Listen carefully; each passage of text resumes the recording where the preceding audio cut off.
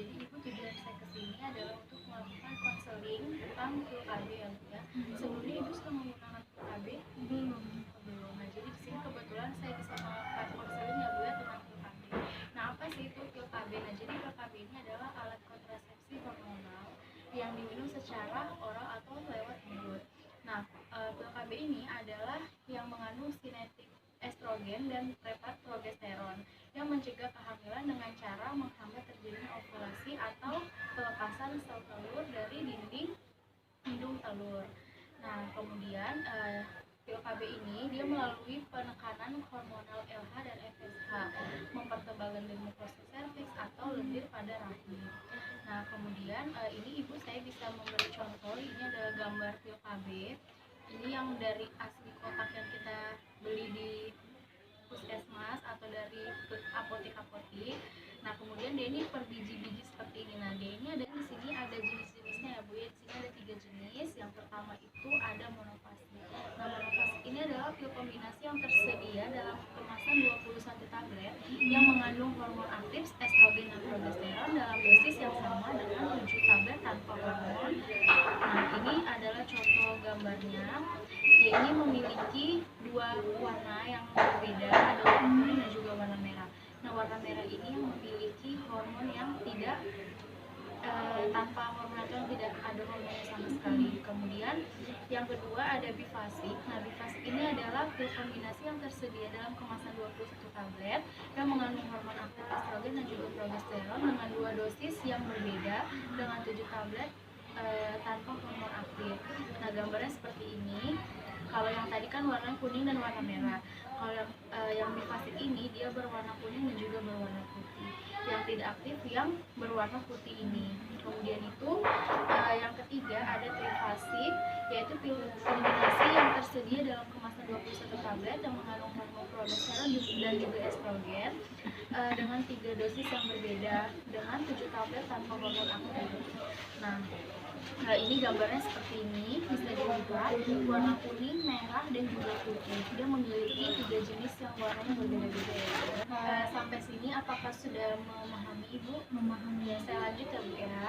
Nah, kemudian ada cara kerjanya. Bagaimana sih cara kerjanya? Yaitu pertama mencegah implantasi atau mencegah kehamilan. Kemudian yang kedua menghambat ovulasi atau menghambat masa suburnya. Kemudian yang ketiga mengentalkan lendir servisnya ya Bu ya. Kemudian yang keempat memperlambat transportasi ovumnya atau sel telurnya. Kemudian yang kelima menekan perkembangan telur yang telah dibuahi.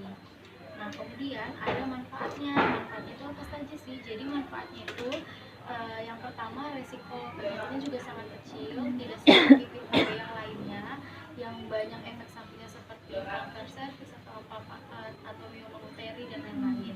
Nah, kemudian siklus haidnya ini teratur, tidak seperti KB suntik dia tidak teratur kan. Kemudian itu yang ketiga dapat mengurangi kejadian edema atau bengkak di seluruh tubuh ibunya. Kemudian yang keempat dapat digunakan dalam jangka panjang. Kemudian yang kelima mudah dihentikan setiap waktu ibu mau kapanpun dihentikan, bisa tidak perlu menunggu waktu atau bulan-bulan tertentu. Kemudian yang keenam dapat digunakan sebagai kontrasepsi darurat. Sampai sini apakah sudah dipahami Ibu? Ya, kita lanjut lagi ya. Kemudian ada keterbatasan. Nah, keterbatasannya itu yang pertama itu mahal harganya. Kemudian yang kedua repot. Repotnya apa? Harus diminum setiap hari. Kalau misalkan kita bepergian kemana-mana harus dibawa. Kalau ketinggalan kan repot juga jadinya. Kemudian yang ketiga tidak boleh digunakan pada wanita menyusui. Kemudian yang keempat pengguna harus meminum pilnya setiap hari. Seperti itu, jadi kan tidak apa ya, maksudnya repot banget kan, harus diminum setiap hari. Kalau misalkan lagi keluar kota kan, kalau misalkan lupa jadinya kan repot. Nah, kemudian itu ada efek sampingnya. Efek sampingnya itu yang pertama kembung, kemudian ibunya juga akan menjadi pusing, kemudian amenorre. Amenorre ini adalah gejala seperti sakit perut sama seperti kita mau menstruasi atau lagi menstruasi. Kemudian ada pendarahan yang bercak-bercak atau seperti mens yang hanya bercak-bercak darah sedikit. Kemudian itu nyeri area payudara ibunya. Kemudian kenaikan berat badan. Nah ini juga tergantung dari setiap wanitanya berbeda-beda ya Bu. Ada yang cocok, ada juga yang tidak cocok seperti itu. Kemudian kapan sih waktu memulai menggunakan pil kombinasi ini? Nah jadi yang pertama itu hari pertama sampai hari ke-7 masa menstruasi. Nah kemudian itu yang kedua sewaktu mendapat haid. Jadi setiap haid itu harus digunakan. Kemudian setelah melahirkan, selanjutnya Bu ada petunjuk umum. Nah petunjuk umumnya ini juga berbeda-beda. Nah ada pil kombinasi sebaiknya diminum setiap hari pada saat yang sama. Kemudian pil yang pertama harus dimulai pada hari pertama menstruasi sampai hari ke-7 siklus haidnya. Kemudian penggunaan pil kombinasi dianjurkan diminum pada hari pertama haid. Nah setelah itu pada kemasan yang 25 itu dianjurkan mulai minum pil KB pasca sesuai dengan hari yang ada pada kemasannya. Itu kan setiap kemasan ini kan Bu, dia setiap gambar ini di belakangnya itu ada hari-harinya, hari Senin, Selasa, Rabu sampai seterusnya.